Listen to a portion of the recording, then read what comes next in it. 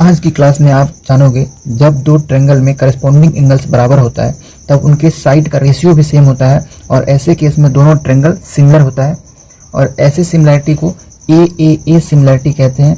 ये एनसीईआरटी का थ्योरम 6.3 है और इस थ्योरम को आज हम लोग प्रूफ करने जा रहे हैं। तो इस थ्योरम को प्रूफ करने से पहले आपको थोड़ा सा बता दूं इक्वी एंगुलर ट्रायंगल्स के बारे में।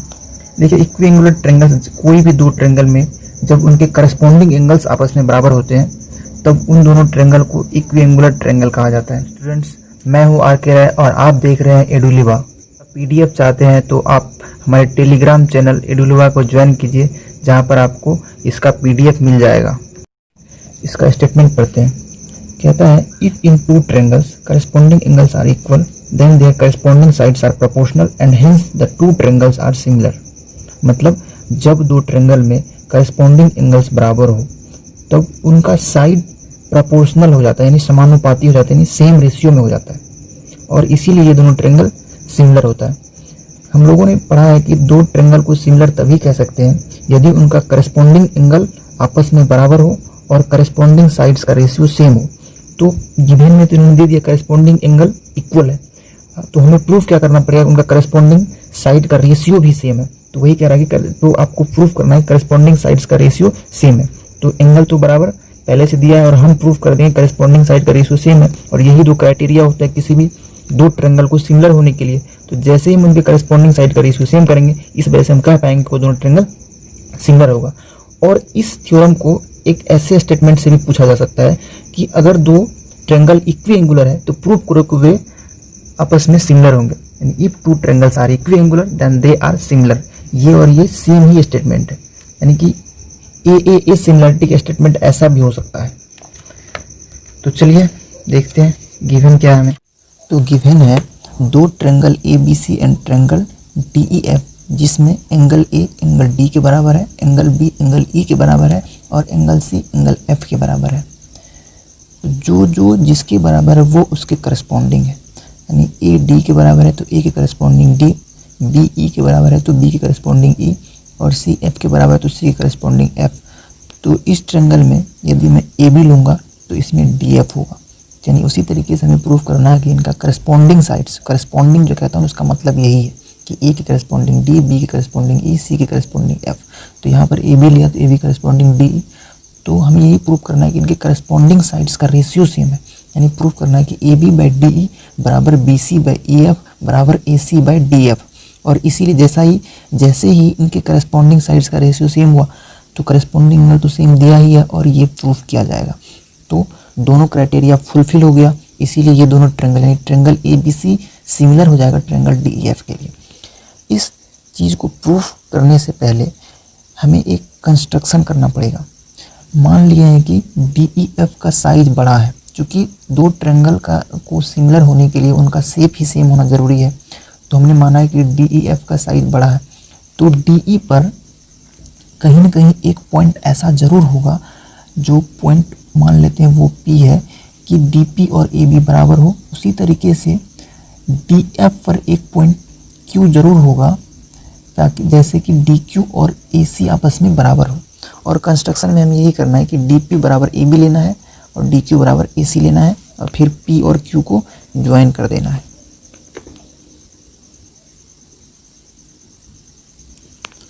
तो कंस्ट्रक्शन में लिखेंगे कट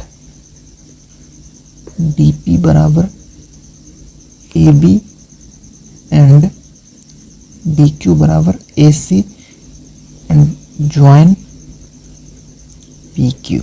ये कंस्ट्रक्शन हमारा कंप्लीट हो गया। चलिए इस थ्योरम के प्रूफ पर चलते हैं। देखिए, कंस्ट्रक्शन करने का मतलब ही था, कंस्ट्रक्शन करने से एक ट्रायंगल डी पी क्यू बना है और आगे प्रूफ में हमें पहले ट्रायंगल ए बी सी और ट्रायंगल डी पी क्यू को कन्ग्रुवेंट करना है। और आप लोगों ने 9th क्लास में एक एग्जाम पढ़ा होगा, SAS कन्ग्रुवेंस प्रॉपर्टी, जो है कि दो साइड और बीच वाला एंगल जब दो ट्रायंगल में करस्पॉन्डिंगली बराबर होता है तो वो दोनों ट्रायंगल आपस में कन्ग्रुवेंट होता है। हम उसी एग्जाम की मदद से यहाँ पर ट्रायंगल ए बी सी और ट्रायंगल डी पी क्यू को कन्ग्रुवेंट करेंगे। तो चलिए प्रूफ में चलते हैं। ध्यान रखिए कि ए बी सी और डी पी क्यू है। तो प्रूफ में लिखेंगे हम लोग in triangle ABC and triangle DPQ। ध्यान से देखिएगा, AB जो है वो DP के बराबर है। ये कहाँ से आया? ये कंस्ट्रक्शन से है। ये कंस्ट्रक्शन में तो हम लोगों ने DP बराबर AB काटा था।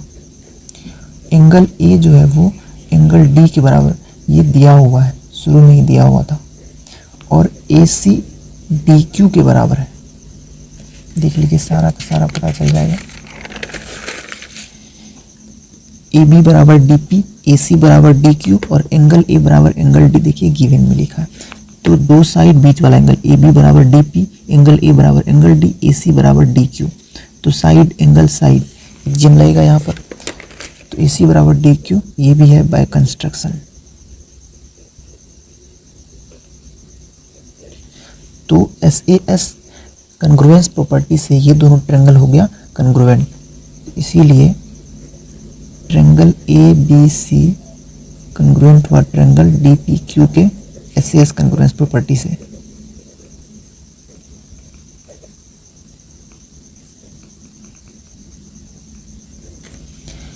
तो आप लोग जानते हैं कि जब दो ट्रायंगल कन्ग्रुएंट होता है तो उनका करस्पॉन्डिंग पार्ट बराबर होता है। तो यहाँ पर B की करस्पॉन्डिंग P है, तो एंगल B एंगल P के बराबर होना चाहिए। तो लिखेंगे हेंस एंगल B बराबर एंगल P, कहाँ से?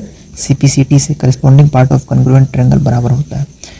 तो एंगल B बराबर एंगल P हुआ, बट एंगल B किसके बराबर हमें दिया हुआ है? एंगल B तो एंगल E के बराबर ये गिवन है।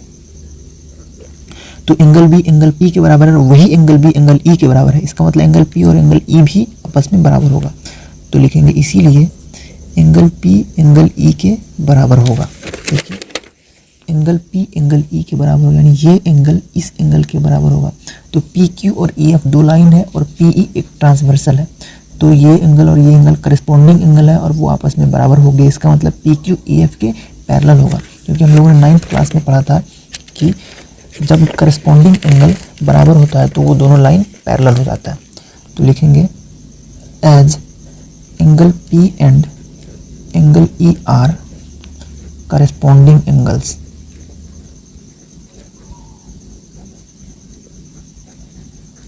विच आर इक्वल, जो आपस में बराबर है। तो इसका मतलब ये निकला, हम लोग कह सकते हैं कि PQ जो होगा वो पैरेलल हो जाएगा EF के। PQ पैरेलल हो गया EF के। अब ट्रायंगल DEF में देखिए PQ पैरेलल हो गया EF के। तो थेल्स थ्योरम से ये PQ DE और DF को सेम रेशियो में बांटेगा। ठीक है, तो देखिए प्रूफ जो हमें करना है उसमें हमें चाहिए DE। तो वैसे जब थेल्स थ्योरम से बांटेगा तो लिखना तो हमें चाहिए DP बाई PE बराबर DQ by KF।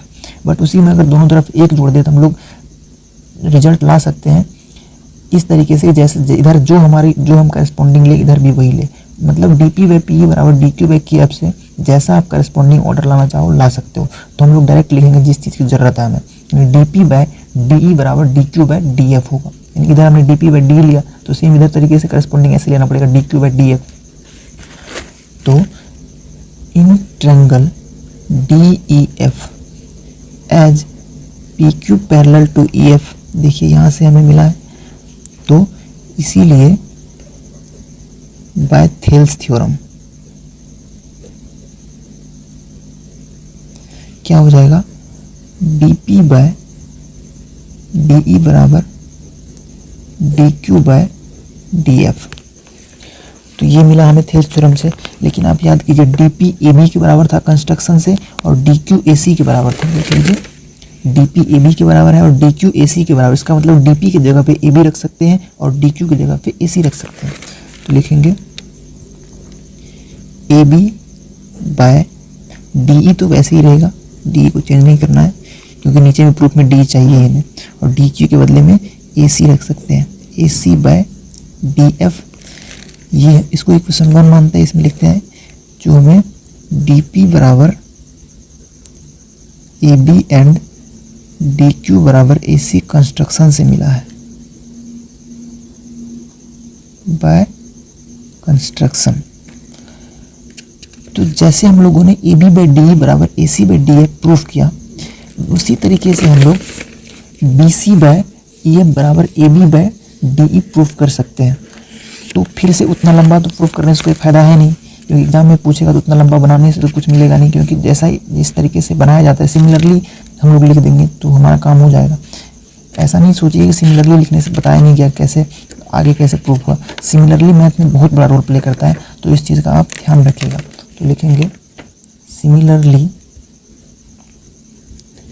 We can prove that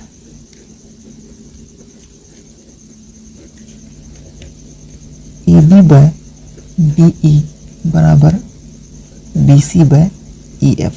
ऐसे सेम तरीके से प्रूफ हो जाएगा, बस थोड़ा सा कंस्ट्रक्शन दूसरी तरफ करना पड़ेगा ताकि हमें ये मिले। इसको मान लेते हैं इक्वेशन 2।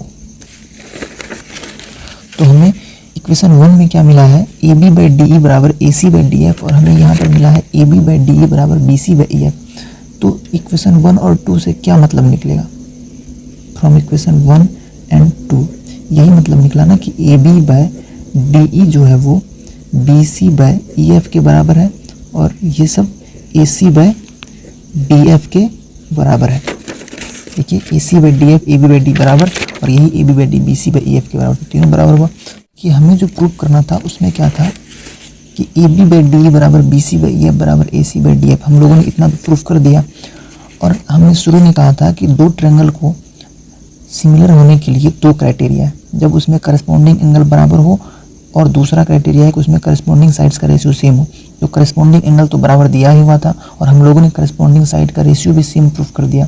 इसका मतलब दोनों क्राइटेरिया फुलफिल हो गया, इसीलिए ट्रायंगल ABC और ट्रायंगल DEF आपस में सिमिलर हो जाएगा। तो लिखेंगे इसीलिए ट्रायंगल ABC सिमिलर हो जाएगा ट्रायंगल DEF के। यही हमें प्रूफ करना था, तो हेंस प्रूव्ड, ये हो गया प्रूफ। तो यही था AAA सिमिलैरिटी, जिसमें हमने करस्पॉन्डिंग एंगल जब बराबर दिया हुआ था तो उसकी मदद से करस्पॉन्डिंग साइड्स का रेशियो भी सेम करा, और इस तरीके से ये दोनों ट्रायंगल सिमिलर हो गया। तो कैसा लगा आपको ये प्रूफ, उम्मीद है समझ में आया होगा। यदि समझ में आया होगा तो कमेंट करके ज़रूर बताइएगा, और आप लोगों ने वीडियो को पूरा देखा इसलिए आपका बहुत बहुत धन्यवाद।